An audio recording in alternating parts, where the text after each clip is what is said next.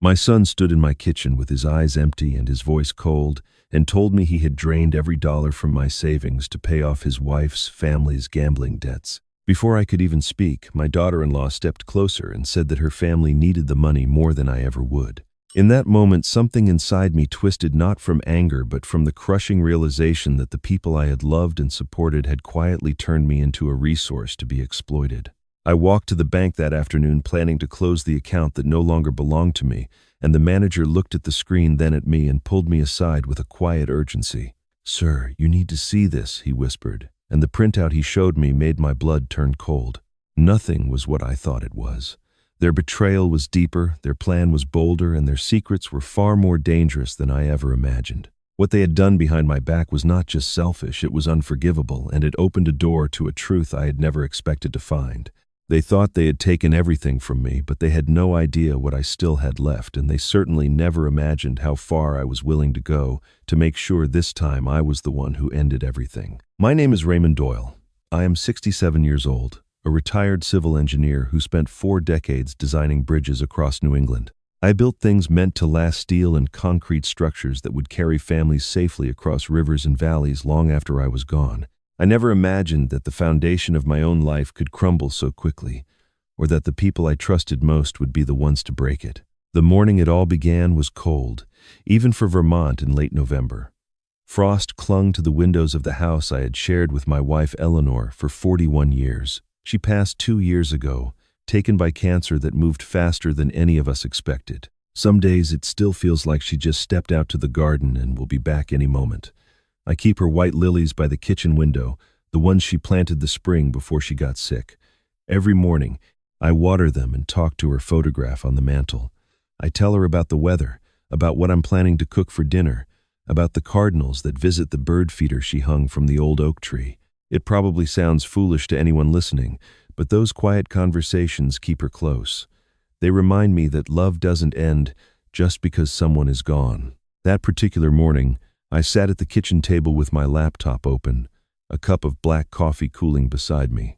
I needed to pay the electric bill and check on my savings account, a routine task I had done hundreds of times before.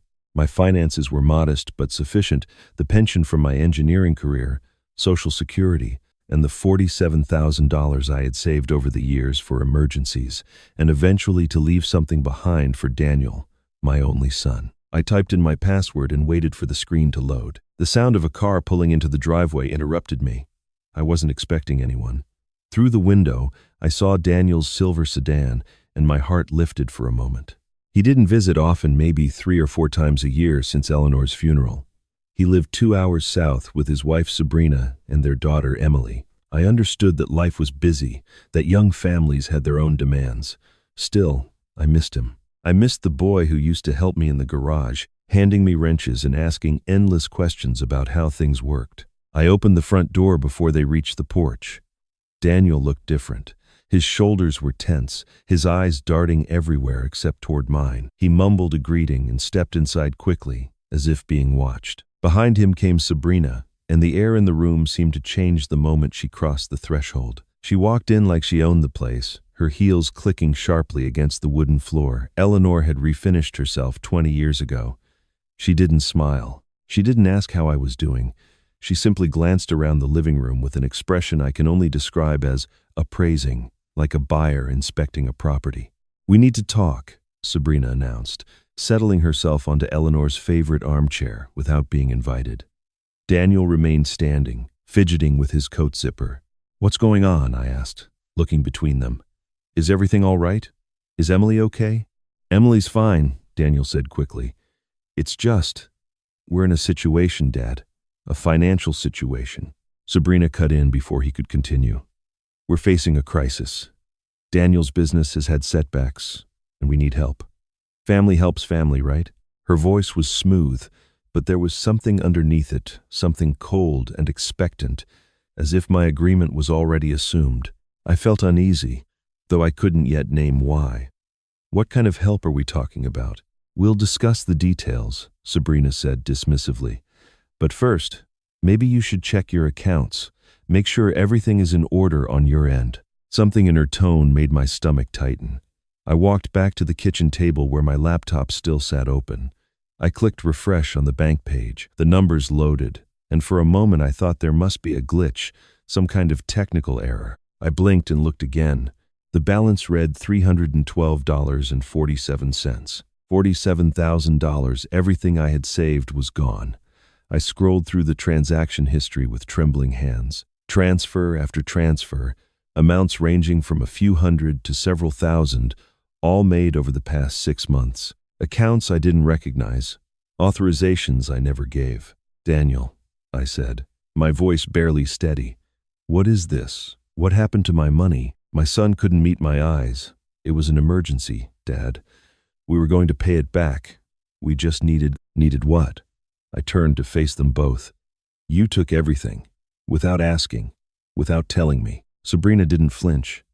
She watched me with calculating eyes, no trace of guilt or remorse on her face.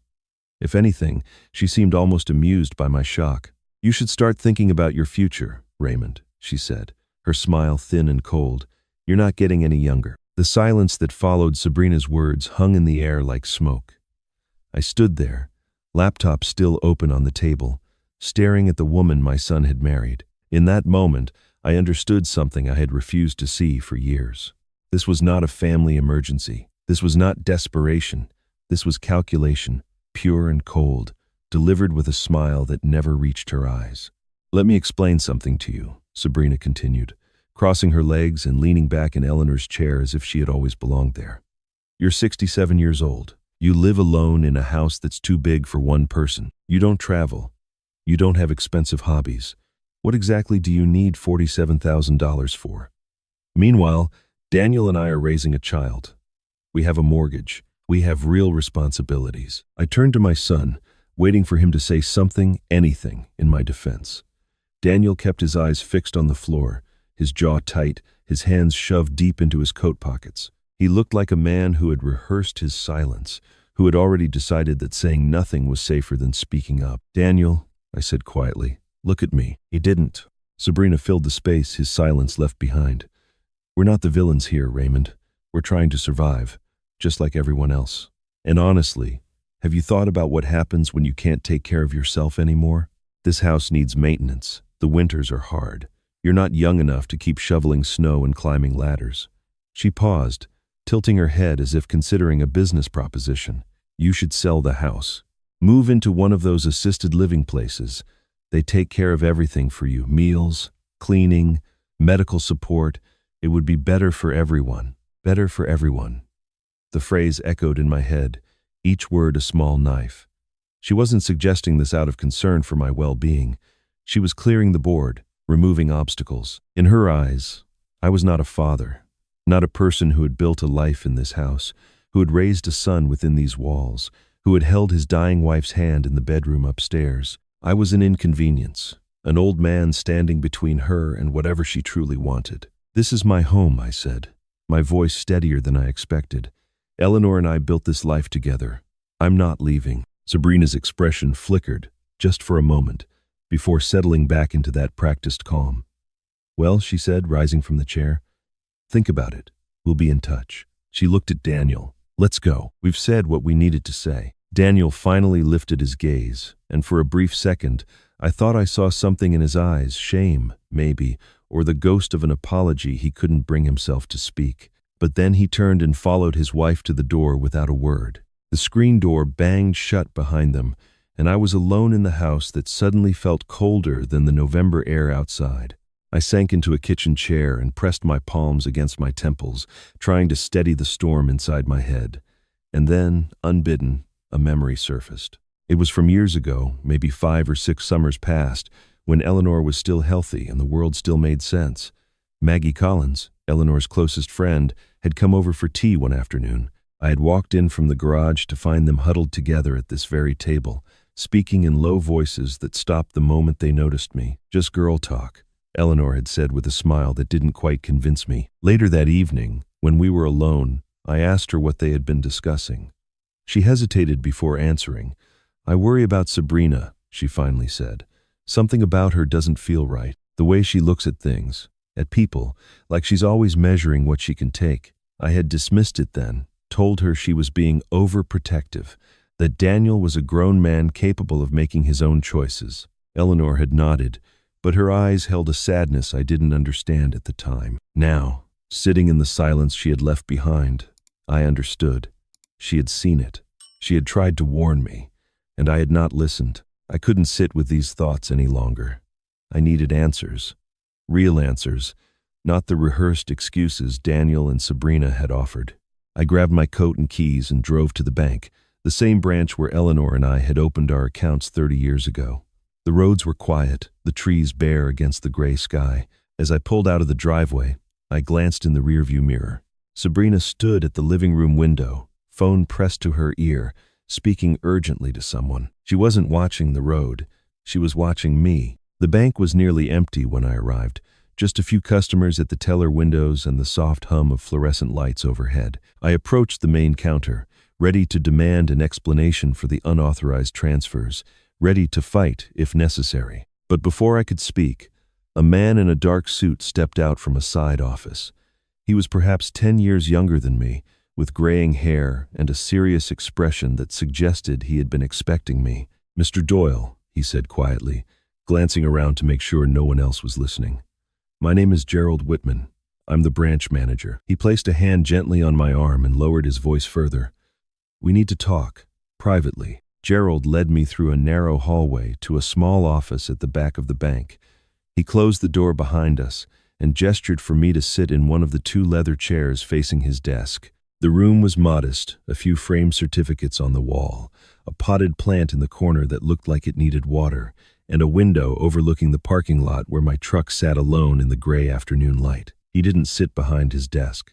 Instead, he pulled the other chair closer to mine and lowered himself into it, as if what he had to say required proximity, required trust.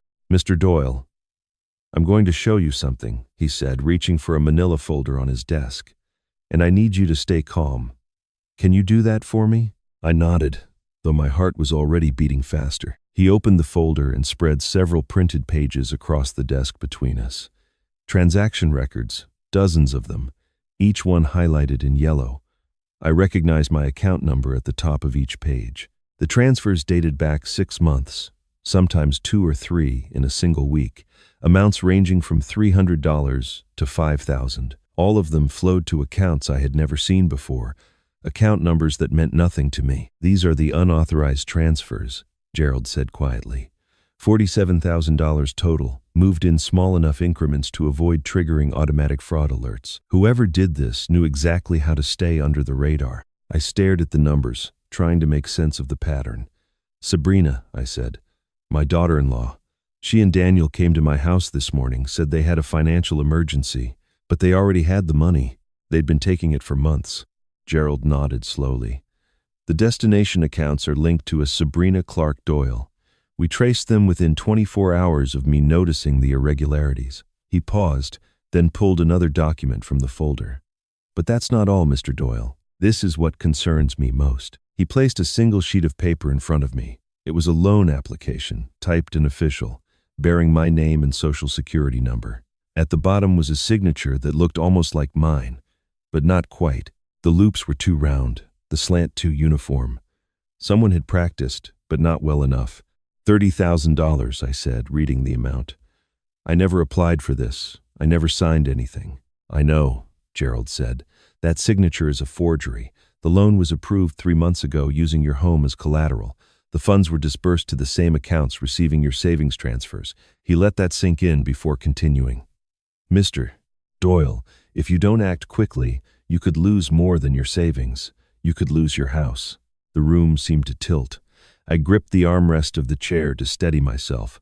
$47,000 was devastating, but survivable. Losing the house Eleanor and I had built our life in, that was unthinkable. That was everything. "Why are you telling me this?" I asked. "Why not just report it to the police?" Gerald leaned back slightly, his expression shifting to something more guarded. "I've already reported it to our compliance department. They're investigating quietly, gathering evidence before escalating to federal authorities. Wire fraud, identity theft, forgery, these are serious crimes, Mr. Doyle. This isn't family drama. This is criminal enterprise." I looked at him more closely, trying to read the things he wasn't saying. You said you noticed the irregularities. Most bank managers wouldn't catch something like this, not with transfers designed to stay under the radar. Why were you watching my account? Gerald held my gaze for a long moment. When he spoke again, his voice was softer, almost gentle. Your family. I know them better than you might think. Trust me on this. What does that mean? He shook his head. I can't explain right now. Not yet. But I promise you, Mr. Doyle, I'm on your side. I have been for a long time, even if you didn't know it. The statement hung between us, strange and weighted with meaning I couldn't decipher. I wanted to press him, to demand a clearer answer, but something in his eyes told me he wouldn't give one. Not today. What do I do now? I asked instead. Gerald reached into his jacket pocket and withdrew a small white business card. He pressed it into my hand. You need legal protection. Someone who understands financial crimes and knows how to fight people like your daughter-in-law. He tapped the card. Elliot Ramsey. He's the best attorney in the state for cases like this. I've seen him dismantle schemes far more sophisticated than what Sabrina has done. I looked down at the card. Simple black text on white stock. Elliot Ramsey, attorney at law, with a phone number and address in Burlington. Call him today, Gerald continued. Don't wait. Don't try to handle this yourself or confront Sabrina directly. People like her, they're dangerous when cornered. They'll destroy evidence, lie to authorities, turn your own family against you if they can. I slipped the card into my coat pocket, feeling its slight weight like a lifeline thrown across dark water. Thank you, I said. I don't understand why you're helping me, but thank you. Gerald stood and extended his hand. I shook it, and he held on a moment longer than necessary. Mr. Doyle, he said quietly, his eyes meeting mine with an intensity that made me pay attention. Your wife would have wanted you to call him. The words stopped me cold. You knew Eleanor? But Gerald was already opening the door, his expression closing like a book being shut. Call Elliot Ramsey, he said again, today, before Sabrina makes her next move. I drove home from the bank in a daze, Gerald's words echoing in my mind. Your wife would have wanted you to call him. How did he know Eleanor? What connection existed between a bank manager and my late wife that I had never known about? The questions multiplied with every mile, tangling together until I could barely think straight. By the time I pulled into my driveway, the afternoon sun was already fading behind the hills, and the house looked darker than usual, emptier somehow, as if it too understood that something fundamental had shifted. I didn't go inside. Instead, I sat in the truck for a long moment, staring at the white lilies visible through the kitchen window, and I knew where I needed to go. I needed to talk to Eleanor, even if she couldn't answer. I needed to sit beside her and try to make sense of a world that had stopped making sense the moment Sabrina smiled at me that morning. The cemetery was quiet when I arrived, the way it always was in late November. Dead leaves scattered across the paths, and the bare trees stood like sentinels against the gray sky. I walked the familiar route to Eleanor's grave, my boots crunching on the frozen grass. But as I approached, I realized I wasn't alone. A woman knelt beside the headstone, arranging a small bouquet of white roses in the metal vase we had placed there after the funeral. She wore a dark green coat and a wool scarf wrapped around her neck, and when she heard my footsteps, she turned. Maggie Collins, Eleanor's oldest friend. They had known each other since college, had been bridesmaids at each other's weddings, had raised their children in parallel lives filled with shared holidays and long phone calls. After Eleanor died, Maggie had been at the funeral, had brought casseroles during those first terrible weeks, had called to check on me regularly for the first few months. But gradually, as grief does, we had drifted into our separate silences. I hadn't seen her in almost a year. She stood slowly, brushing dirt from her knees, and looked at my face. Whatever she saw there made her expression change from surprise to concern. Raymond, she said softly. What's happened? I opened my mouth to answer, but the words wouldn't come. Everything, the stolen money, the forged loan, Gerald's cryptic warnings, Sabrina's cold smile pressed against my chest like a physical weight. Maggie stepped forward and took my arm, her grip firm and steady. Come with me, she said. My house is 10 minutes from here. I'll make coffee, and you'll tell me everything. Her kitchen was warm and smelled of cinnamon, a stark contrast to the cold emptiness I had left behind. Maggie set a steaming mug in front of me and sat across the table, waiting. And so I told her. I told her about Daniel and Sabrina's visit, about the missing savings, about the forged loan using my house as collateral. I told her about Gerald Whitman and his strange familiarity with my family, about the business card in my pocket, and the warning that I needed legal protection before Sabrina made her next move. When I finished, my coffee had gone cold and my voice was hoarse. Maggie was quiet for a long moment. Then she reached across the table and covered my hand with hers. "Raymond," she said, "there's something I need to tell you. Something Eleanor asked me to keep secret unless the time came when you needed to know." I looked at her, not understanding. 3 years ago, before she got sick, Eleanor came to me. She was worried not about her health, not yet, but about Sabrina. She said she'd been watching her for years, noticing things that didn't add up. The way Sabrina looked at your house, at your savings, at everything you and Eleanor had built. The way she controlled Daniel, isolated him from old friends, made decisions for him without asking. Maggie paused, her eyes glistening. "Eleanor told me, if anything happens to Raymond after I'm gone, help him. Sabrina is not who she pretends to be." The words hit me like a blow. Eleanor had seen it. She had known, long before any of this happened, what Sabrina truly was. "I've been watching," Maggie continued, quietly, from a distance. "But I had no proof, nothing concrete, until now." She squeezed my hand. "Eleanor also told me she prepared for the worst. She said you should check the safe, the one in your bedroom closet. There's something she left for you. And Raymond," she mentioned a name, "Elliot Ramsey. She said if things ever got bad, he was the one to call." The same name Gerald had given me. The coincidence was too precise to be coincidence at all. Maggie stood and walked to a small writing desk in the corner of her kitchen. She opened a drawer and withdrew a faded envelope, yellowed at the edges, with handwriting I would recognize anywhere. Eleanor's handwriting. My name was written on the front in her careful script, and below it, a single instruction that made my breath catch in my throat. "Only open when you feel truly betrayed." Maggie placed the envelope in my hands. "She gave this to me 2 months before she died," she said quietly. "She made me promise to hold it until the right moment.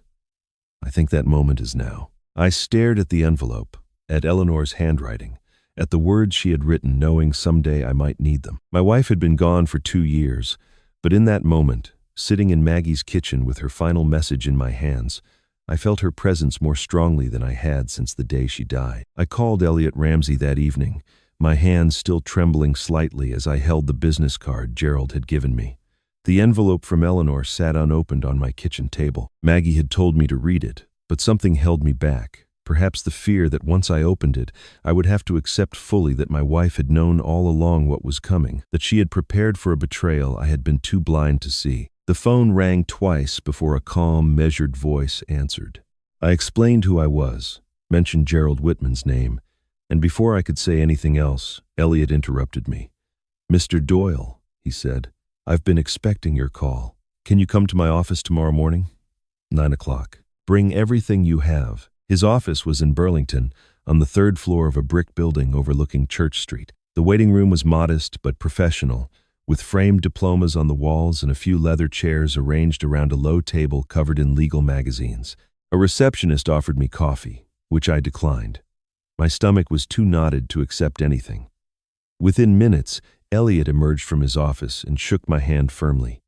He was perhaps 55, with silver-streaked hair and sharp eyes that seemed to take in everything at once.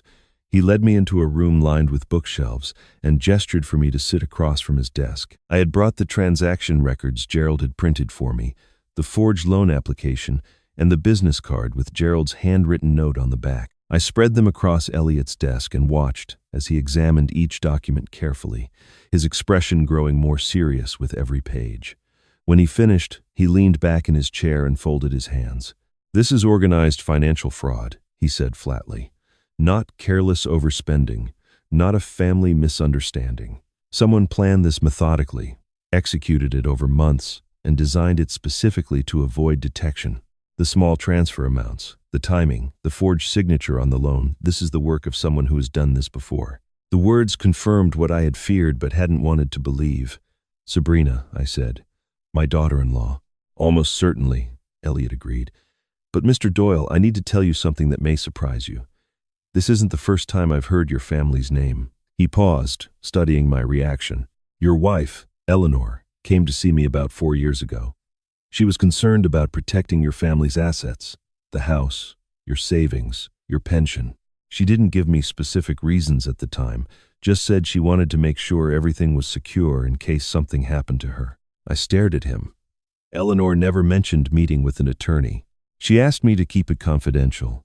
I helped her establish a revocable living trust that placed your primary assets under protection. The house, specifically, is titled in a way that makes it very difficult for anyone to leverage it without your explicit, notarized consent. He tapped the forged loan application. Whoever forged this signature didn't know about the trust. The loan itself may not be enforceable, which means your house is safer than Sabrina realizes. A small wave of relief washed over me, though it was quickly swallowed by the larger tide of anger and confusion. Eleanor had protected me, even from beyond the grave. But why hadn't she told me? Why had she carried this burden alone? What do I do now? I asked. Elliot leaned forward. First, you do nothing. Don't confront Sabrina. Don't tell Daniel what you know. Don't give any indication that you're aware of the fraud. People like your daughter-in-law predators, they overreach when they think they're winning. She believes you're a confused old man who doesn't understand what happened to his money. Let her keep believing that. And then we watch. We document. We let her make more mistakes. He picked up the transaction records again. Tell me about Sabrina's family. Does she have anyone she's close to? Siblings? Parents? Anyone who might be involved? I thought for a moment. She has a brother, Kyle. I've only met him a few times, at holidays. He always seemed. I searched for the right word. Shady. He talked a lot about business ventures that never seemed to go anywhere. Sabrina was always whispering with him in corners, away from everyone else. Elliot made a note on his legal pad. Kyle Clark? Yes. How did you know his last name? Because I've seen it before. He turned his notepad toward me, showing a list of the account numbers where my money had been transferred. 2 of these accounts are registered to a Kyle Clark. The transactions aren't just flowing to Sabrina, they're flowing through a network. This has the fingerprints of a practice scheme, Mr. Doyle. Your daughter-in-law didn't invent this overnight. She's been doing it for a long time, possibly to other victims we don't know about yet. The realization settled over me like a cold fog. Sabrina hadn't just stolen from me. She was part of something larger, something organized. And my son was either complicit or trapped in the middle of it without understanding what he had married into. What happens next? I asked. Elliot set down his pen and looked at me with an expression that was almost predatory in its focus. Tonight, he said, she'll make another mistake, and we'll be watching. Elliot was right. Sabrina made her next mistake within 48 hours, though I didn't realize it immediately. It started with something small, an uneasy feeling I couldn't quite name. Every time I left the house that week, I had the sensation of being watched. When I drove to the grocery store, a car that looked like Daniel's sedan appeared in my rearview mirror, then turned off before I could be certain. When I walked to the mailbox, I noticed a vehicle parked at the end of my street that I didn't recognize.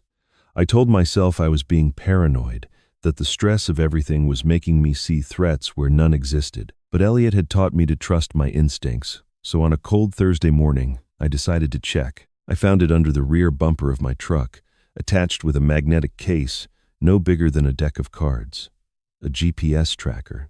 Someone had been monitoring my every movement, and I knew exactly who that someone was. I photographed the device without touching it, then called Elliot immediately.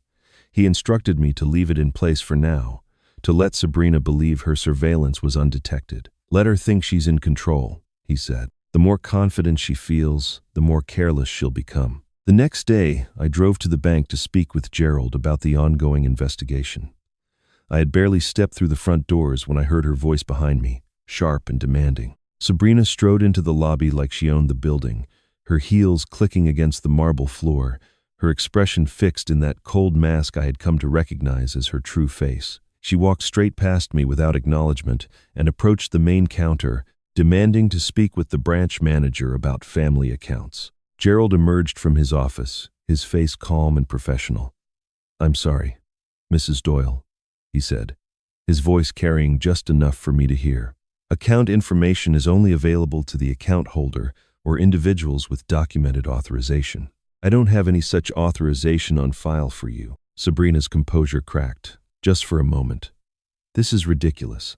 My father-in-law is elderly. He needs family support to manage his finances. I'm trying to help him. Then I suggest you ask Mr. Doyle to add you as an authorized user, Gerald replied smoothly. Until then, I can't assist you. She turned and saw me standing near the entrance. Our eyes met, and something flickered across her face: surprise, then calculation, then that familiar cold smile. Raymond, she said sweetly, walking toward me. I didn't know you'd be here. I was just trying to sort out some confusion about the accounts. You know how complicated banking can be at your age. I said nothing. I simply watched her, letting the silence stretch between us until she finally looked away. She left without another word, but I saw her glance back through the glass doors, her phone already pressed to her ear. That afternoon, Daniel called and asked if we could meet for coffee. His voice sounded different, tired, uncertain, nothing like the confident son I remembered from years past. We met at a small cafe in town, and when the waitress brought the check, Daniel reached for his wallet, then stopped. His face flushed red. Dad, he couldn't finish the sentence. He stared at his empty wallet, his hands trembling slightly. Let me get it, I said quietly, placing a 20 on the table. I'm sorry. The words came out barely above a whisper. Sabrina handles all our money. She gives me $50 a week for expenses. She says that's normal in marriage, that wives manage household finances. He looked up at me, and I saw something in his eyes I hadn't noticed before: shame, fear, confusion. I don't even have access to our bank accounts. I don't know how much we have or where it goes. When I ask, she says I'm being controlling. I sat back, studying my son as if seeing him for the first time. This wasn't the behavior of a co-conspirator. This was something else entirely. Daniel wasn't Sabrina's partner in crime. He was her prisoner, trapped in a marriage that had slowly stripped away his autonomy until he couldn't even buy a cup of coffee without her permission. The anger I had felt toward him began to shift, replaced by something more complicated: pity, grief, and a growing horror at what my son's life had become. Daniel, I said carefully, how long has it been like this? He shrugged helplessly. I don't know. It happened so gradually. First, she took over the bills because I was too busy with work. Then she started giving me an allowance because we needed to budget better. Now I have to ask permission to buy lunch. His voice cracked. Dad, I don't know what's normal anymore. That evening, I brought the GPS tracker to Elliot's office. He documented it meticulously, photographing every angle, noting the make and model, preserving it in an evidence bag. Combined with the bank footage of Sabrina demanding access to my accounts, we now had documented proof of stalking behavior, surveillance, and harassment, a pattern that any judge would recognize. Elliot set down the evidence bag and leaned back in his chair, a grim smile spreading across his face. She just handed us half our case, he said. People like her can't help themselves. That night, after returning home from Elliot's office, I stood in front of the bedroom closet for a long time. Behind the winter coats and boxes of old photographs was the safe Eleanor and I had installed 20 years ago, a fireproof steel box bolted to the floor where we kept important documents, her mother's jewelry, and the few things we considered irreplaceable. I hadn't opened it since Eleanor's funeral, when I retrieved her will and the deed to the house.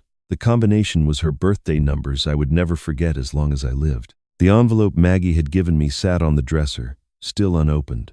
But Eleanor's words echoed in my mind, the instructions she had written to check the safe. I knelt on the closet floor, my knees protesting against the hardwood, and dialed the combination with trembling fingers. The lock clicked open, and I swung the heavy door wide.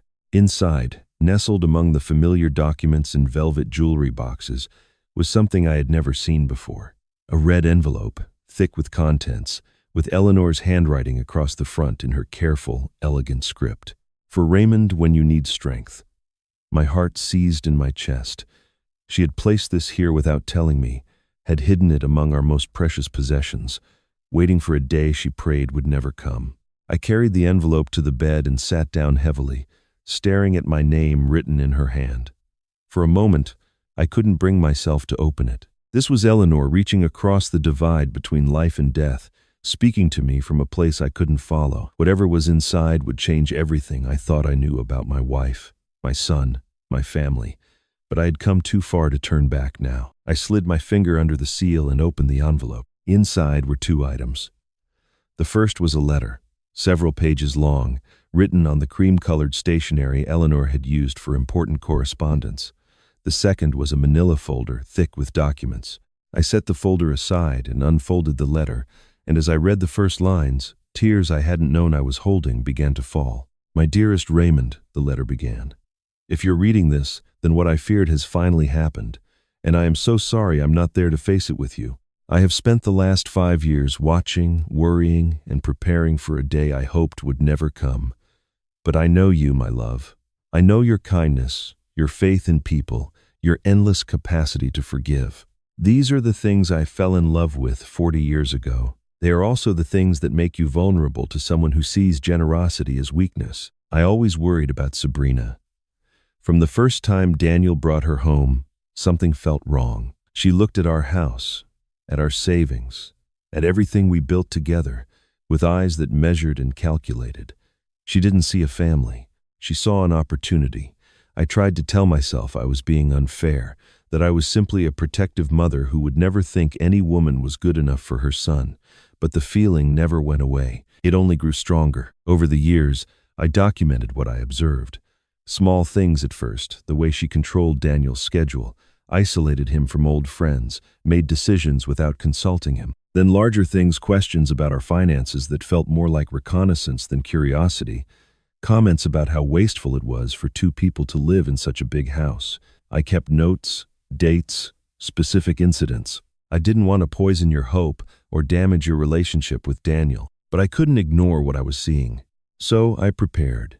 I met with an attorney named Elliot Ramsey and established a revocable living trust that protects our home. The house cannot be sold, mortgaged, or transferred without your explicit, notarized consent. I also spoke with my cousin Gerald at the bank. Yes, Raymond, Gerald Whitman is my cousin, though I asked him to keep our connection private. He promised to watch over your accounts and alert you if anything suspicious ever occurred. I am not proud of keeping these secrets from you. Every day I wanted to tell you, to share the burden I was carrying. But I knew you would defend Daniel, would give Sabrina the benefit of the doubt, would choose hope over suspicion. That is who you are, and I love you for it. But kindness without boundaries is an invitation to be used. I learned that too late with my own family, and I refuse to let you learn it the same way. If you are reading this letter, then my fears were justified. Sabrina has done something to hurt you, and now you need to fight back. Do not be ashamed of that fight. Do not let guilt or love for Daniel prevent you from protecting yourself. You have worked your entire life to build something meaningful. You deserve to keep it. The folder contains everything you need, the trust documents, my notes on Sabrina's behavior over 5 years, contact information for Elliot and Gerald. They both promised to help you if this day ever came. Trust them, Raymond. They are good men, and they loved me too. I wish I could be there with you. I wish I could hold your hand and tell you that everything will be all right. But since I cannot, I leave you these words instead. You are stronger than you know. You are wiser than you believe. And you are loved by me. Always, even now, even from wherever I am watching over you. Fight for yourself, my darling. Fight for our home.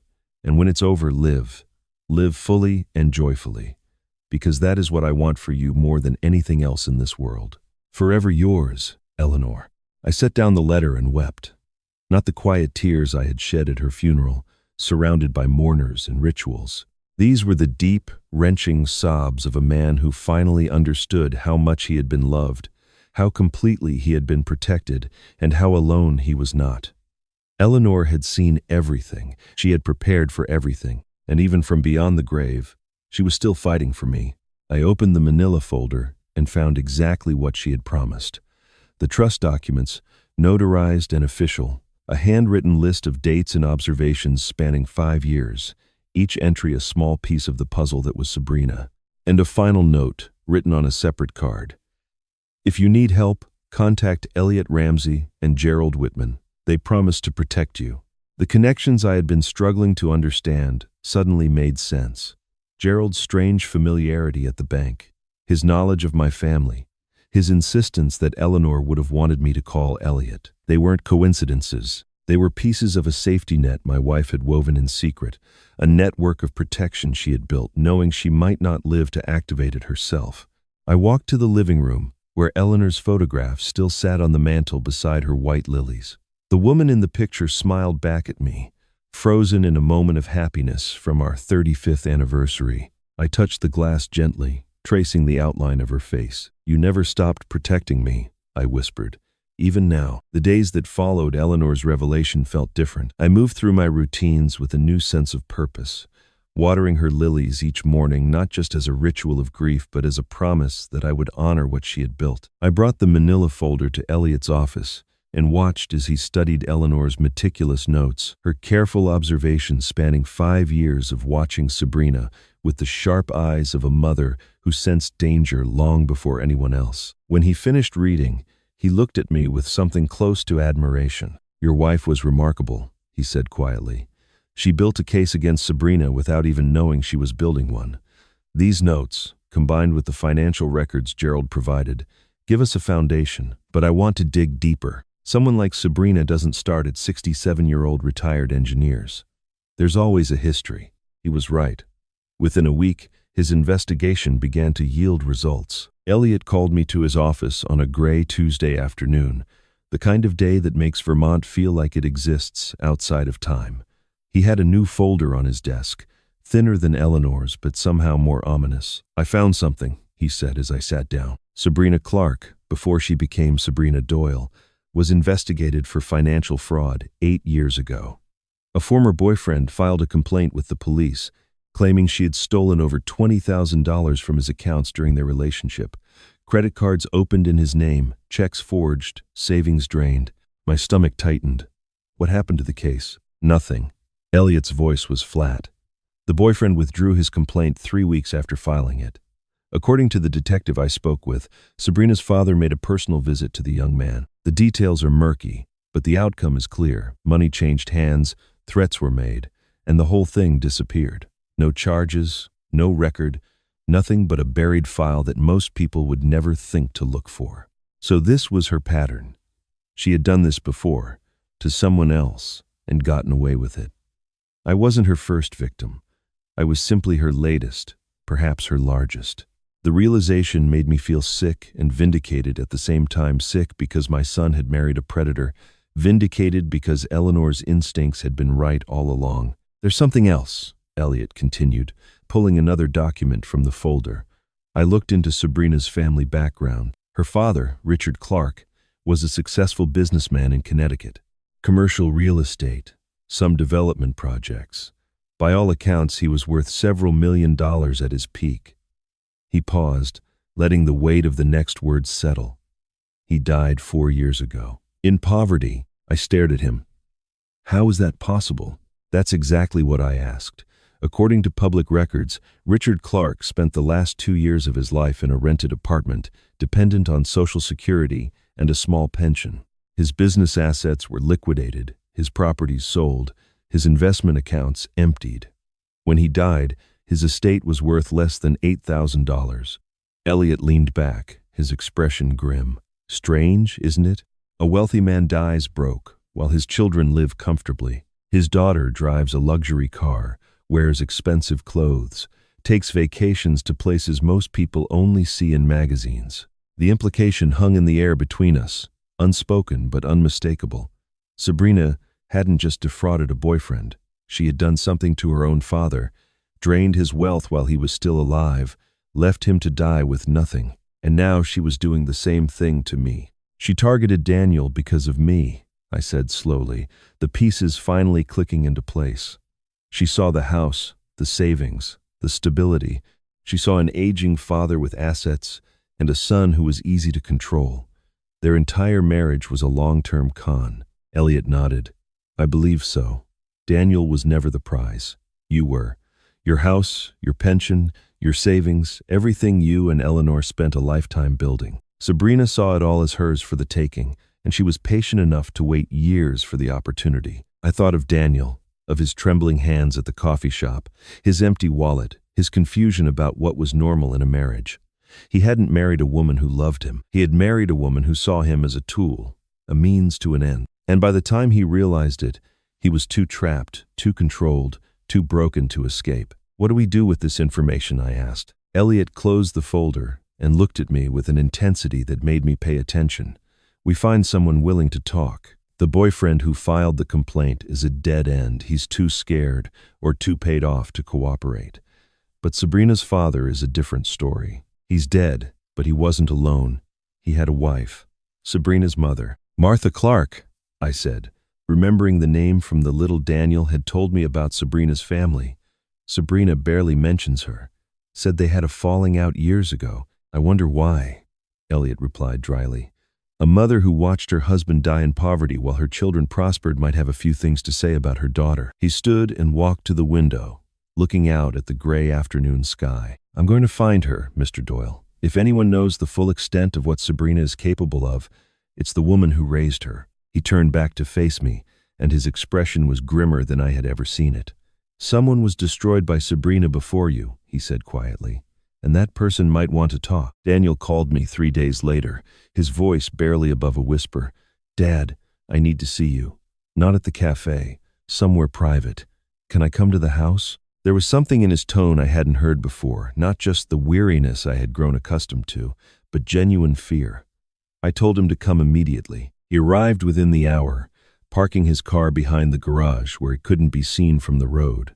When he walked through the back door, he looked like a man who hadn't slept in days. His eyes were red-rimmed, his clothes wrinkled, and he kept glancing over his shoulder as if expecting someone to appear behind him. He was carrying a laptop under his arm, and his hands shook as he set it on the kitchen table. I found something, he said, not meeting my eyes. On the computer Sabrina and I share. She forgot to log out of her email, and He trailed off, swallowing hard. I know I shouldn't have looked, but after what you told me about the bank, about the money, I couldn't stop thinking. I needed to know the truth. He opened the laptop and turned it toward me. On the screen was an email, dated 6 years ago, sent from Sabrina's personal account to an address I didn't recognize. The subject line was empty, but the message itself was short, brutal, and unmistakable. Mom, it read, I've made my decision. If I marry Daniel, his father's house is the key. The property alone is worth $500,000, and the old man won't last forever. Once he's gone, everything passes to Daniel, which means it passes to me. This is our way out. Trust me. I read the words twice, 3 times, waiting for them to mean something different. But they didn't change. My daughter-in-law had written to her mother years before Eleanor died, laying out a plan to marry my son not for love, not for partnership, but for inheritance. Daniel was never her husband. He was her investment, and I was simply an obstacle with an expiration date. I'm sorry, Dad. Daniel's voice cracked. I didn't know. I swear I didn't know. I looked at my son, really looked at him, and saw not the weak man I had blamed for months, but someone far more tragic, a victim who had been manipulated so thoroughly he didn't even recognize the cage around him. Sabrina had chosen him carefully, had groomed him slowly, had isolated him from everyone who might have helped him see the truth. By the time their marriage solidified, Daniel had no friends left, no independence, no way out. When did you find this? I asked quietly. 2 nights ago. I confronted her. He laughed bitterly, a sound without humor. That was a mistake. What happened? Daniel's face went pale. She didn't deny it. She didn't even try to explain.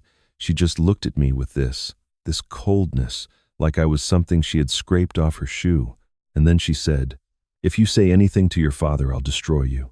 I have messages, photos, things you don't want anyone to see. Try me, Daniel. See what happens.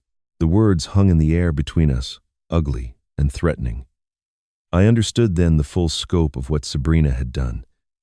She hadn't just stolen money or forged signatures. She had built a prison around my son, brick by brick, using shame and secrets as her mortar. Daniel was terrified of her, not because she might leave him, but because she had weaponized his own life against him. Daniel, I said carefully, did your mother ever say anything to you about Sabrina before she passed? He was quiet for a long moment. When he finally spoke, his voice was hollow. Once. About a year before she got sick, Mom took me aside after Thanksgiving dinner and asked if I was happy. Really happy. I told her of course I was. She looked at me with this expression, like she wanted to say more but couldn't find the words. Finally, she said, If you ever need help, come to me. No matter what. Promise me. I promised, but I didn't understand what she meant. He wiped his eyes with the back of his hand. I think I understand now. Eleanor had tried. Even with Daniel, she had tried to plant a seed of awareness, to leave a door open in case he ever needed to escape. But he hadn't been ready to hear it. He had been too deep in Sabrina's web, too convinced that his marriage was normal, too afraid of what admitting the truth would mean. Your mother saw what Sabrina was, I said gently. She tried to protect both of us. She left me documents, warnings, people I could trust. She knew this day might come. Daniel looked up at me, and for the first time since he arrived, I saw something other than fear in his eyes. I saw the faint flicker of hope, fragile and desperate, like a candle in a storm. "Dad," he said, his voice breaking on the word. "She controls everything, including me." The words hung between us like a confession waiting to be completed. Daniel sat at my kitchen table, the same table where Eleanor and I had shared thousands of meals, where we had discussed our hopes and fears and dreams, and I watched my son struggle to find the courage to tell me the rest. His hands trembled around the coffee mug I had placed in front of him, and his eyes carried the hollow look of someone who had been carrying a weight too heavy for far too long. "Tell me everything," I said quietly, "from the beginning." And he did. "It started small," Daniel explained, "the way these things always do. Shortly after they married, Sabrina suggested she handle their finances since she was better with numbers. Daniel agreed without hesitation. He was busy with work, grateful to have one less responsibility. She set up a joint account where both their paychecks were deposited, and for the first year, everything seemed normal. But gradually, imperceptibly, the boundaries shifted. Sabrina moved their savings to an account only she could access for security. She started giving Daniel cash each week instead of letting him use the debit card, explaining that they needed to budget more carefully. $50 a week, she decided. That was his allowance. I told myself it made sense, Daniel said, his voice cracking. She said all wives manage household finances. She said I was lucky to have someone who cared enough to keep us on track. I believed her because I wanted to believe her, because the alternative was admitting that my marriage was something else entirely. The control expanded from there. Sabrina monitored his phone, checking his messages and call history daily. She tracked his location through an app she insisted was for safety. She opened credit cards in his name without telling him, ran up balances he knew nothing about. When Daniel finally discovered the debt, $25,000 on 3 different cards, Sabrina convinced him it was his fault somehow, that he had agreed to it and simply forgotten. She made him feel crazy, made him doubt his own memory, his own perception of reality. "I owe $25,000 I never spent," Daniel said, the words coming out like broken glass. "I can't buy lunch without asking permission. I can't visit my own father without explaining where I'm going and when I'll be back. She reads my emails, listens to my phone calls, controls every aspect of my life." He looked at me with eyes that had finally stopped hiding. "I thought this was normal, Dad. She told me this was what marriage looked like, and I had nothing to compare it to. I didn't realize it was abuse until I saw her do the same thing to you." The anger I had carried toward Daniel for months, the frustration at his silence, his complicity, his failure to stand up for me dissolved in that moment like morning frost in sunlight. My son wasn't weak. He wasn't a co-conspirator. He was a man who had been systematically broken by someone who understood exactly how to exploit his trust, his love, his desperate need to believe that his wife was who she pretended to be. Sabrina had done to Daniel what she was now doing to me, only she had years to perfect her technique, years to erode his sense of self, until there was nothing left but obedience and fear. I reached across the table and placed my hand over his. "This is not your fault," I said firmly. "None of this is your fault." Daniel broke. The tears he had been fighting finally won, spilling down his cheeks as his shoulders shook with silent sobs. I moved to the chair beside him and held my son the way I had when he was a child, when nightmares woke him in the darkness, and the only cure was his father's arms around him. We stayed like that for a long time, 2 men broken by the same woman, finally finding their way back to each other. Later that day, I brought Daniel to meet Elliot. My son was terrified, convinced that any action against Sabrina would result in the destruction she had promised. But Elliot listened to his story with the careful attention of a man who had seen this pattern before, and when Daniel finished, the attorney leaned forward with something close to hope in his eyes. "Your testimony changes everything," Elliot said. "You're not just a witness to what Sabrina did to your father. You're a victim yourself. Financial abuse, emotional manipulation, identity theft through those credit cards, these are crimes, Daniel. And your willingness to testify proves you have nothing to gain and everything to lose by telling the truth. That makes you credible in ways that hired experts and paper trails never could be. Daniel looked uncertain. She'll destroy me if I do this. She has things, leverage, ways to hurt me. She already has, Elliot replied gently. The question is whether you want to spend the rest of your life under her control, or whether you're ready to take it back. The silence stretched long enough for me to hear the wind rattling the windows outside. Then Daniel turned to me, and in his eyes I saw the boy I had raised, the son I had loved, fighting his way back to the surface after years of drowning. He gripped my hand tightly, his fingers cold but his grip fierce. "Tell me what to do, Dad," he said. "I'll do anything to make this right." The days following Daniel's confession were filled with careful planning and quiet determination. My son moved through the house like a man slowly waking from a long nightmare, uncertain of what was real and what had been manufactured by years of manipulation. I gave him Eleanor's guest room and told him to stay as long as he needed.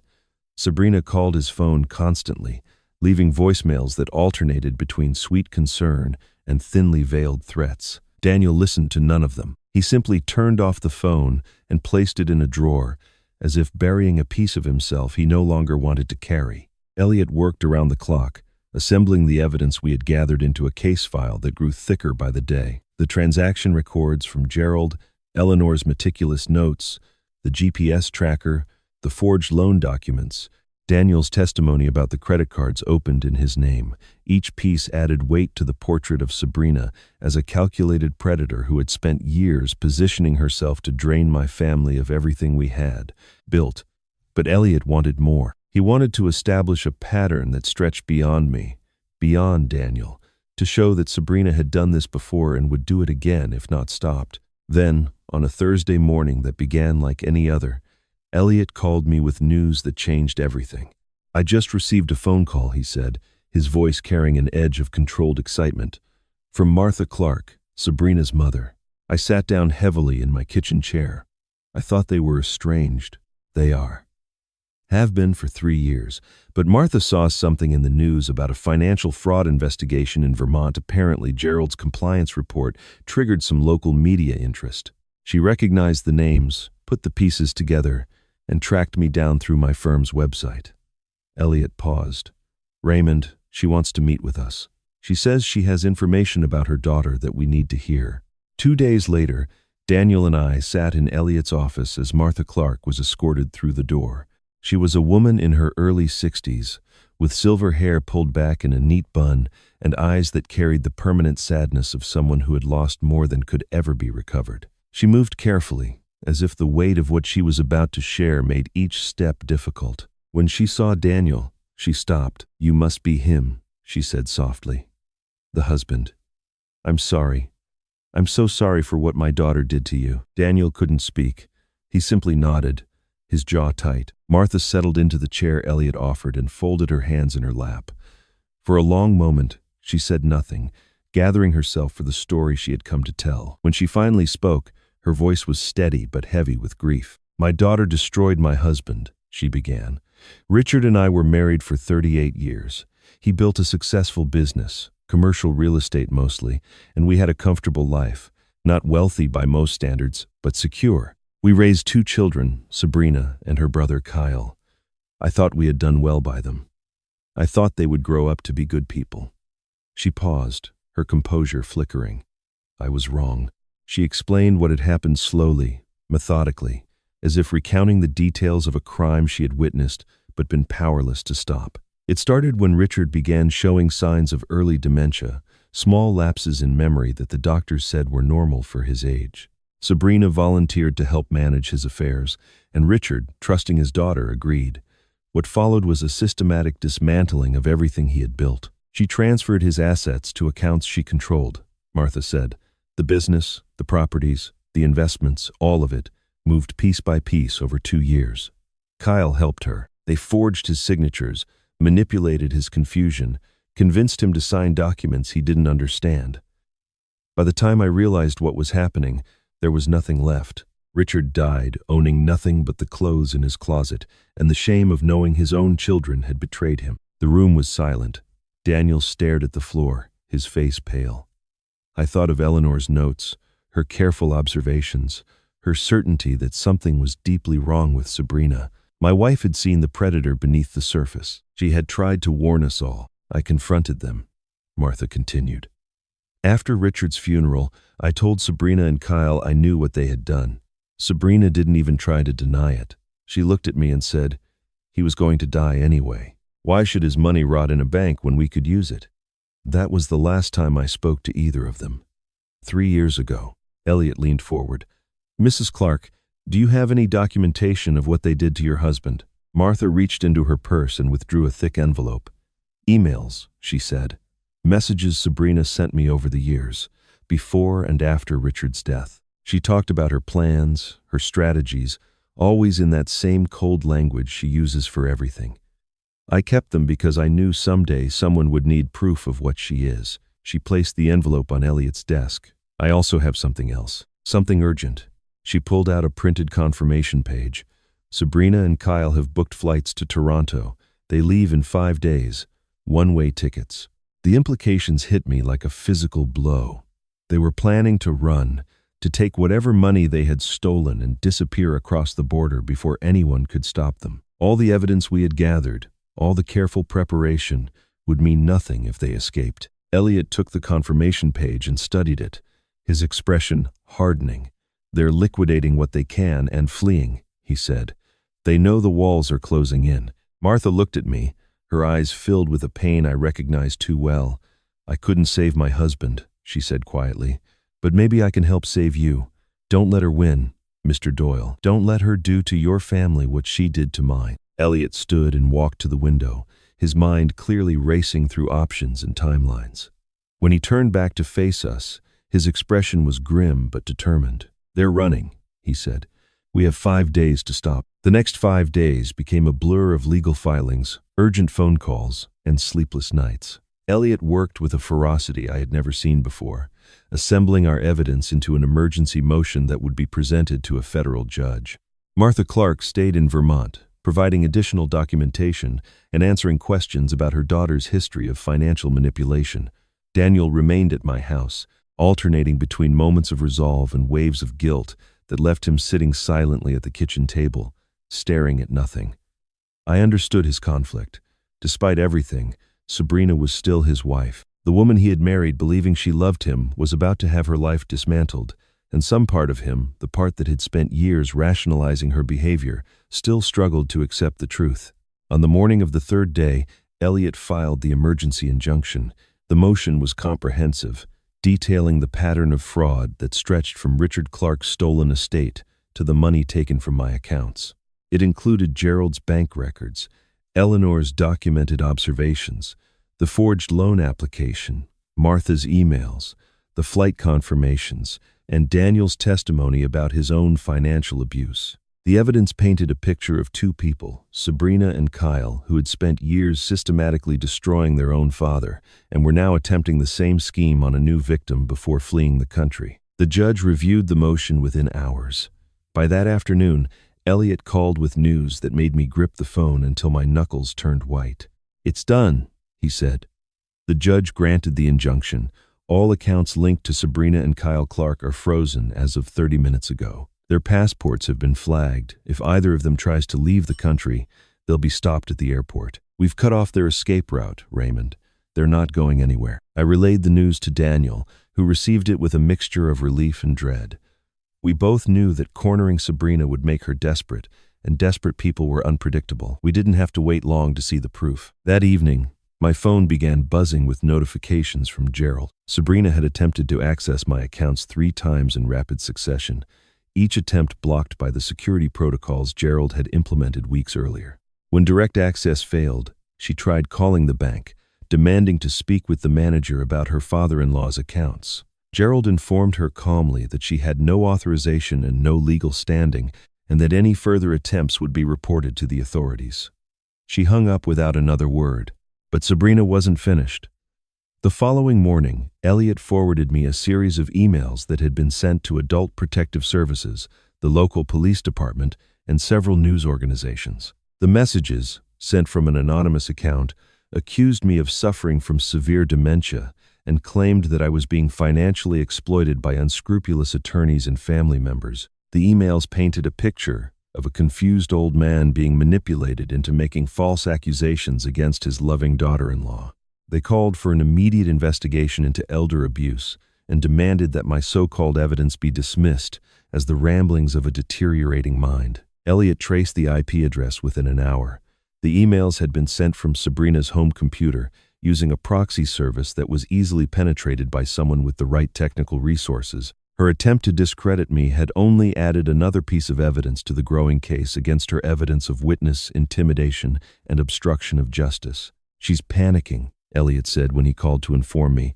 "Her money is frozen, her escape route is blocked, and her only play left is to attack your credibility. But she's doing it clumsily, leaving digital fingerprints everywhere. Every move she makes now only digs her hole deeper." On the fifth day, the trap closed completely. Kyle Clark arrived at Burlington International Airport at 6 in the morning, carrying a single suitcase and a one-way ticket to Montreal. He had rebooked his flight without telling Sabrina, moving his departure up by 2 days in what could only have been an attempt to abandon his sister and save himself. But when he approached the security checkpoint, 2 federal agents were waiting. The arrest was quiet, efficient, and utterly devastating to Kyle's composure. According to the agent's report, he began talking before they even finished reading his rights. He asked about deals, about reduced sentences, about what he could offer in exchange for leniency. He was, as Elliot had predicted, exactly the kind of person who would sacrifice anyone, including his own sister, to protect himself. Sabrina learned of her brother's arrest 3 hours later when she tried to call him and found his phone disconnected. She drove to the airport, demanded information, and was informed that Kyle had been taken into federal custody on charges of wire fraud, identity theft, and conspiracy. She stood in the terminal, according to witnesses, completely motionless for several minutes, as if unable to process that her partner in every scheme, the brother who had helped her drain their own father's wealth, had fled without her and been caught.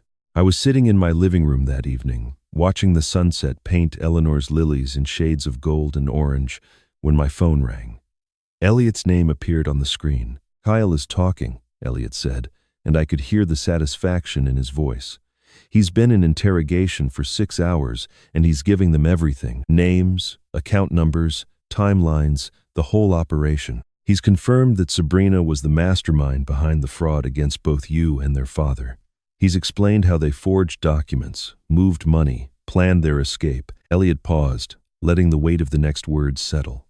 "Raymond, he's also confirmed that Sabrina has been planning this since before she married Daniel. She targeted your family deliberately, knowing exactly what she intended to take." I closed my eyes, feeling the full impact of what he was telling me. Every suspicion Eleanor had harbored, every warning sign I had dismissed, every moment of doubt I had pushed aside, all of it had been justified. My daughter-in-law had entered our lives as a predator, and only now, years later, was the full scope of her betrayal becoming clear. "What happens now?" I asked. "Now," Elliot replied. "We finish this.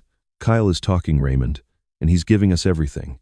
The emergency hearing took place in a federal courtroom in Burlington, a wood-paneled room that smelled of old paper and furniture polish. I arrived early with Elliot, Daniel following a few steps behind like a man walking toward his own execution. The gravity of what was about to happen weighed on all of us. This was not a trial that would come later, but an evidentiary hearing to determine whether the injunction against Sabrina would be made permanent and whether formal charges would proceed. For Sabrina, it was a last chance to convince a judge that she was the victim, not the perpetrator. She arrived with an attorney I didn't recognize, a sharp-featured woman in an expensive suit who radiated confidence as she guided Sabrina to the defense table. Sabrina herself looked different than I had ever seen, her softer somehow, her usual coldness replaced by an expression of wounded innocence. She wore a modest dress, minimal jewelry, and kept dabbing at her eyes with a tissue, as if fighting back tears. It was a performance, and I wondered how many times she had rehearsed it. The hearing began with Sabrina's attorney presenting her defense. The argument was exactly what Elliot had predicted. I was an elderly man, possibly suffering from cognitive decline, who had voluntarily gifted money to my son and daughter-in-law during a difficult financial period.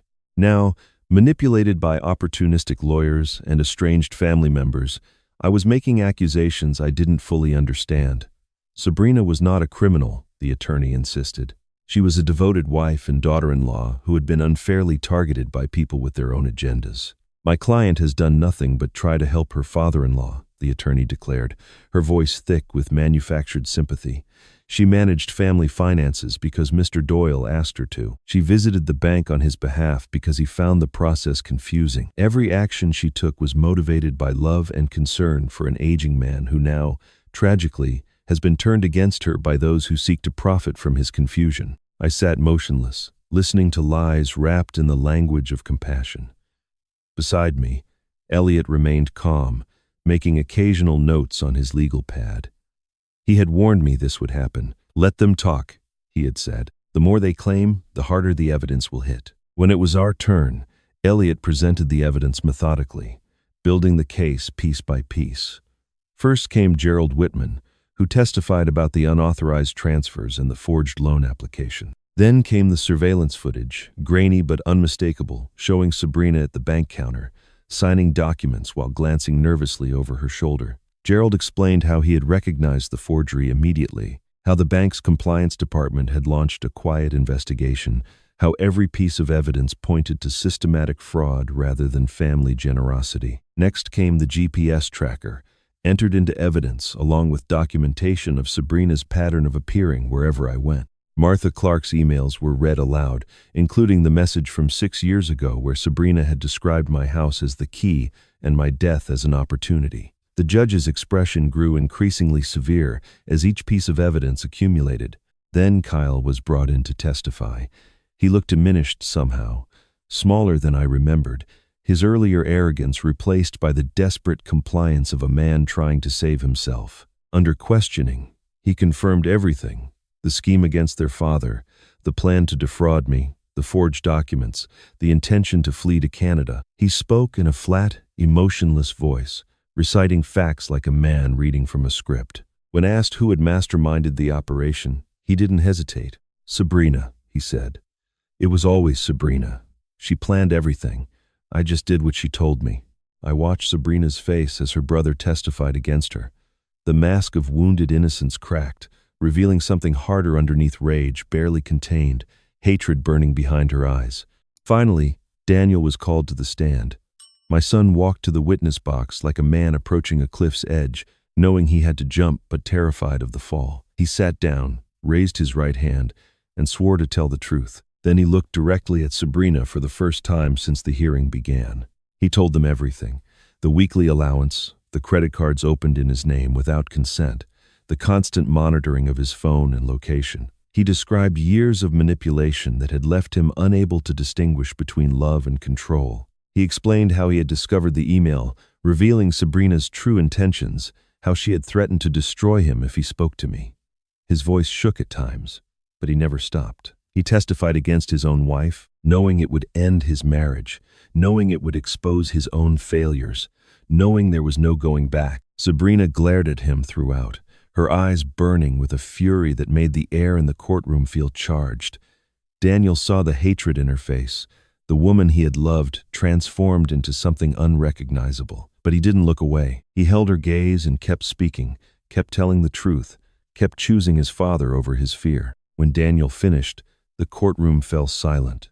Sabrina's attorney had no redirect, no way to repair the damage. The judge called for a brief recess, and as the bailiff began to escort Kyle back to custody, Sabrina finally broke. She stood abruptly, her chair scraping against the floor, and pointed at her brother with a trembling finger. "You betrayed me!" she screamed, her voice echoing through the courtroom. "After everything I did for you, everything we built together, you sold me out to save yourself." Kyle stopped and turned to face his sister. His expression was empty, devoid of guilt or remorse. When he spoke, his voice was cold enough to freeze the air between them. "I learned from you." The recess ended, but the tension in the courtroom only intensified. Sabrina had been forced back into her seat by her attorney, who whispered urgently in her ear while casting nervous glances at the judge. The outburst against Kyle had damaged whatever remained of Sabrina's carefully constructed image. The grieving daughter-in-law, the misunderstood wife those masks had shattered, revealing the fury underneath. Now her attorney faced the impossible task of rebuilding credibility from ruins. When the hearing resumed, Sabrina's attorney made one final desperate play. She called for Gerald Whitman to be recalled to the stand and launched into an aggressive cross-examination designed to undermine everything he had testified. "Mr. Whitman," she began, her voice sharp, "you've presented yourself as a neutral banking professional simply doing his job. But isn't it true that you have a personal connection to the Doyle family, that your involvement in this case goes far beyond professional duty?" Gerald remained calm, his hands folded in his lap. "I'm not sure what you're implying." "I'm implying bias, Mr. Whitman. I'm suggesting that you targeted my client because of a personal relationship with Raymond Doyle, not because of any genuine concern about fraud." The courtroom grew quiet. I felt Daniel tense beside me, uncertain where this was heading. Elliot showed no reaction, but I noticed his pen had stopped moving across his notepad. Gerald looked at the attorney for a long moment, then turned to address the judge directly. "Your Honor, I'd like to clarify something for the record." He paused, and when he spoke again, his voice carried the weight of a secret finally being released. "Eleanor Doyle was my cousin. We grew up together in the same small town, attended the same schools, remained close throughout our adult lives. 5 years ago, when Eleanor learned she was dying, she came to me with a request. She asked me to watch over her husband's accounts after she was gone. She was worried not about Raymond's judgment, but about someone in the family who she believed posed a threat. A murmur rippled through the courtroom. Sabrina's attorney stood frozen, clearly not expecting this revelation. "I didn't break any banking rules," Gerald continued steadily. "I followed every protocol, reported every suspicious activity through proper channels, documented everything according to federal guidelines. But I also kept a promise to my cousin. I watched, I waited, and when the fraud began, I was ready." The judge leaned forward. "Mr. Whitman, why didn't you disclose this relationship earlier?" "Because Eleanor asked me not to, Your Honor. She didn't want Raymond to know she had arranged protection for him. She wanted him to live his remaining years without fear, without suspicion. She hoped her precautions would never be needed." Gerald's voice softened. "She was wrong, but because she prepared, her husband had a chance to fight back." I sat in stunned silence as the full picture finally emerged. Eleanor hadn't just left documents in a safe or written letters of warning. She had built an entire network of protection, positioning people she trusted in places where they could help me when I needed it most. Maggie to watch over the family dynamics, Gerald to guard the finances, Elliot to provide legal defense, the red envelope and its contents as a final insurance policy. My wife had known she was dying, and instead of surrendering to grief, she had spent her remaining time constructing a safety net that would catch me years after her death. The revelation broke something in Sabrina. Whatever composure she had managed to recover evaporated completely. She stood abruptly, shoving her attorney aside, her face contorted with rage. "This is a conspiracy," she screamed, pointing at me, at Gerald, at Elliot. "They planned this together. They're all lying. I never forged anything. Raymond gave me that money. He wanted to help us. He's senile. He doesn't remember. They're manipulating a sick old man." The judge banged her gavel. "Mrs. Doyle, sit down immediately." But Sabrina was beyond reason. "That house should be mine. We waited years for him to die, and he just kept living. Eleanor was supposed to leave everything to Daniel, but she changed the trust. She cut us out. She stopped mid-sentence, realizing what she had just admitted. The courtroom went absolutely silent. Sabrina's attorney covered her face with her hands. Even Kyle, still seated in the witness area under guard, stared at his sister in disbelief. "She cut us out," Sabrina had said. "We waited years for him to die." The judge's voice was ice. "Mrs. Doyle, you have just made statements against your own interest in open court. I strongly advise you to stop speaking immediately." She turned to the bailiff. "Based on the evidence presented and the defendant's own admissions, I am ordering Sabrina Clark Doyle held without bail pending full trial on charges of wire fraud, identity theft, forgery, and conspiracy. Remove her from my courtroom." 2 bailiffs approached Sabrina, who finally seemed to understand what she had done. the rage drained from her face, replaced by something closer to shock. "No," she whispered. "No, wait. I didn't mean—" The handcuffs clicked around her wrists. She struggled briefly, then went limp, allowing herself to be led toward the side door. As she passed Daniel, she stopped and looked at him with an expression that mixed hatred with something almost like grief. "You were supposed to love me," she said quietly. Daniel met her gaze without flinching. "I did. That was my mistake." The door closed behind her, and she was gone. I stood slowly, my legs unsteady beneath me. The courtroom buzzed with murmured conversations, attorneys gathering papers, the machinery of justice grinding forward. But I heard none of it. I reached into my jacket pocket and felt the small photograph I had carried with me every day since Eleanor's funeral, her face smiling up at me from our 35th anniversary, frozen in a moment of pure happiness. I held it against my chest, and for the first time in months, I breathed freely. 3 months passed before the full weight of justice finally fell.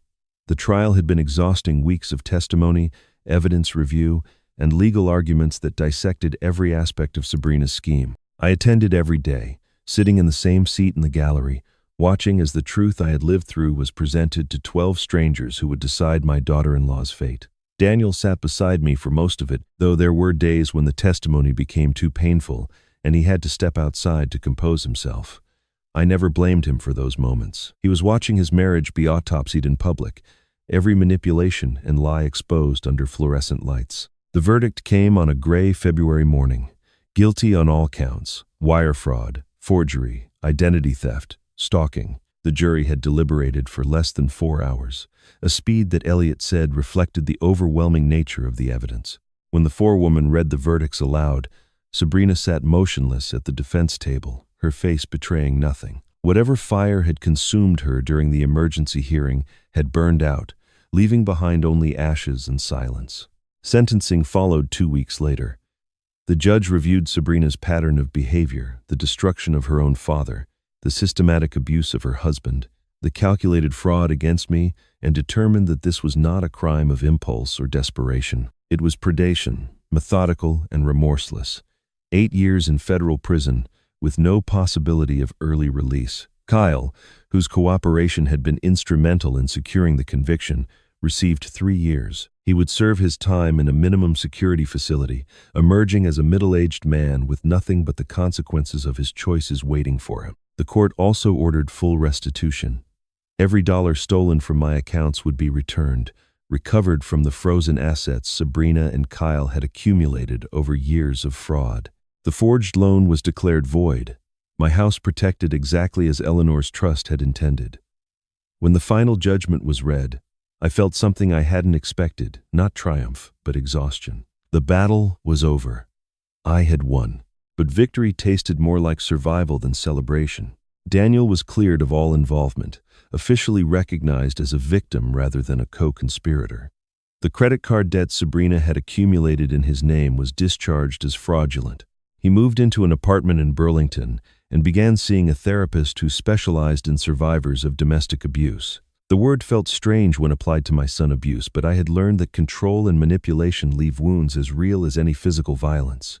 Daniel was learning that too, slowly, painfully, rebuilding an identity that had been systematically dismantled over years of marriage. A week after the sentencing, a letter arrived at my house addressed in careful, childish handwriting. The return address was Daniel's new apartment, but the letter was from Emily, my 12-year-old granddaughter. I opened it with trembling hands, uncertain what to expect from a child whose mother had just been sent to prison. "Dear Grandpa," the letter began, "Dad told me what happened with Mom. I don't understand all of it, but I know she hurt you, and that's why she has to go away. I'm sorry I didn't visit more. Mom always said you were too busy or too sick or didn't want to see us. I believed her because she was my mom, and I thought moms told the truth. Now I know that wasn't true. Dad says you're kind and good and that Grandma Eleanor loved you very much. I want to know my real grandfather, the one Mom kept me away from. Can I come visit sometime? I promise I'll be good. Love, Emily." I read the letter 3 times, tears blurring the words until I could barely see them.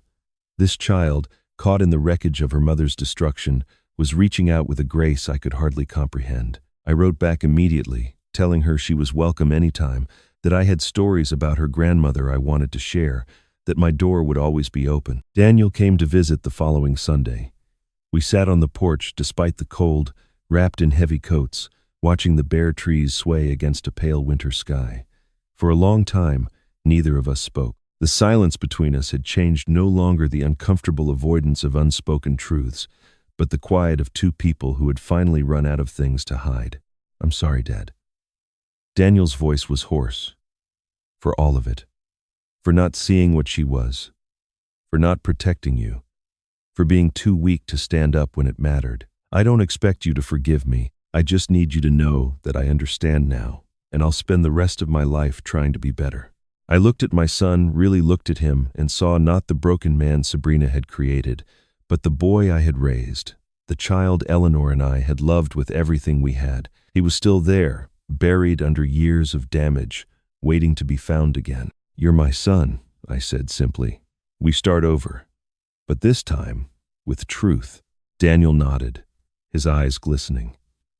I opened my arms, and he leaned into the embrace, awkward, uncertain, but sincere. We held each other on that cold porch, father and son, beginning the long work of rebuilding what had been broken. When I walked out of the courthouse after the final hearing, the winter air sharp against my face, someone was waiting for me. Maggie stood at the bottom of the steps, her coat pulled tight against the wind, holding a bouquet of white lilies, Eleanor's favorite flowers. Maggie smiled as I descended the courthouse steps, the white lilies bright against the gray February afternoon. She didn't say anything at first, just handed me the flowers and fell into step beside me as we walked to my truck. The blooms smelled exactly as I remembered, sweet and delicate, the scent that had filled our home every spring when Eleanor tended her garden. I held them carefully, as if they were something precious and fragile, which I suppose they were. "She would be proud of you," Maggie said quietly. "You know that, right?" I nodded, not trusting my voice to respond. A week later, Maggie appeared at my door carrying a covered dish and wearing an apron dusted with flour. "Apple pie," she announced, stepping inside without waiting for an invitation. "Eleanor's recipe. She taught me how to make it years ago, made me promise to bake it for you if she ever couldn't." She set the dish on the kitchen counter and turned to face me with an expression that was gentle but firm. She also made me promise something else, Raymond. She said, "If Raymond ever needs someone after I'm gone, be there for him. He'll try to handle everything alone. Don't let him." The words hit me harder than I expected. Eleanor had known me so well known that grief would make me retreat into silence, that pride would keep me from asking for help, that I would carry every burden alone rather than admit I was struggling. She had prepared for that too, just as she had prepared for everything else. She had given Maggie instructions, the same way she had positioned Gerald and Elliot. Even in death, she was still taking care of me. I sat down at the kitchen table, and for the first time since Eleanor's funeral, I allowed myself to truly grieve. Not the controlled sorrow I had permitted in small doses, but the deep, wrenching loss I had kept locked away for 2 years. Maggie sat beside me, saying nothing, her hand resting on my arm as I wept for the woman I had loved, the life we had built, the future we would never share. She let me cry until there was nothing left, and then she cut 2 slices of pie and placed one in front of me. "Eat," she said simply. "Then we'll talk about what comes next." That evening, after Maggie had gone home, I returned to the bedroom safe. There was one envelope I had never opened, a second letter Eleanor had left, sealed and tucked behind the documents I had already read. I had been afraid of it, afraid that reading her final words would somehow make her death more real, more permanent. But the fear felt distant now, softened by everything I had survived. I opened the envelope and unfolded the letter inside. "My dearest Ray," it began, in the handwriting I would recognize anywhere. "If you're reading this, it means you fought and you won. I knew you would. You're stronger than you've ever believed, braver than you've ever admitted. I'm so proud of you, proud of the man you are, proud of the life we built together, proud that I got to spend 41 years loving you. But now I need you to do something for me, something harder than fighting, harder than winning. I need you to live, not for my memory, not out of obligation to what we had, but for yourself. Find joy again, Raymond. Let yourself laugh without guilt. Let yourself love without fear.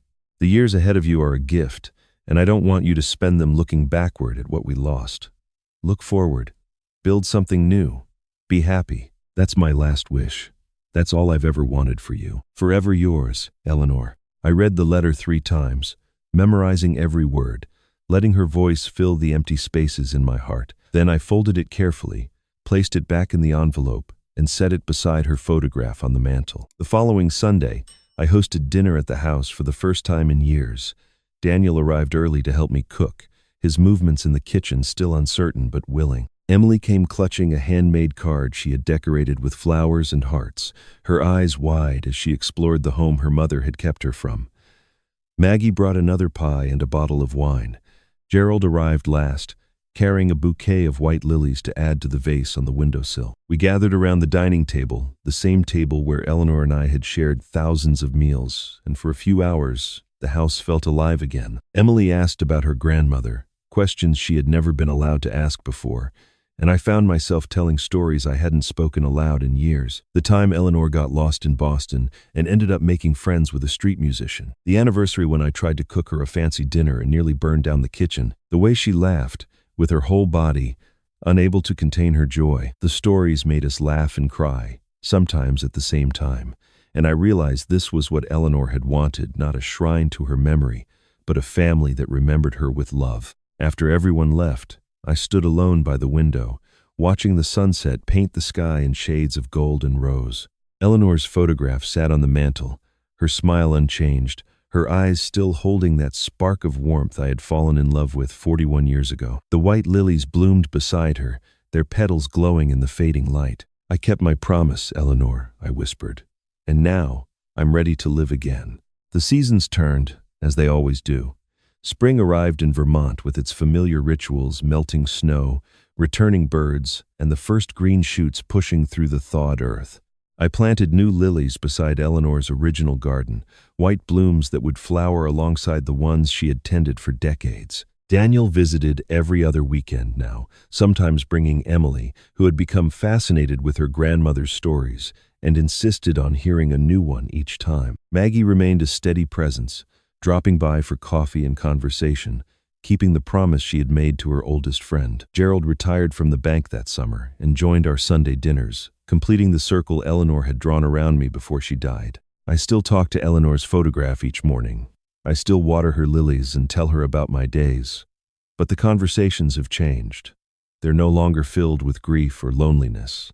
Now I tell her about Emily's latest drawings, about Daniel's progress in therapy, about the laughter that fills the house when family gathers around the table. I tell her that I kept my promise, that I fought and won, and that I'm finally learning to live again. If this story touched your heart, I hope you'll share it with someone who needs to hear it.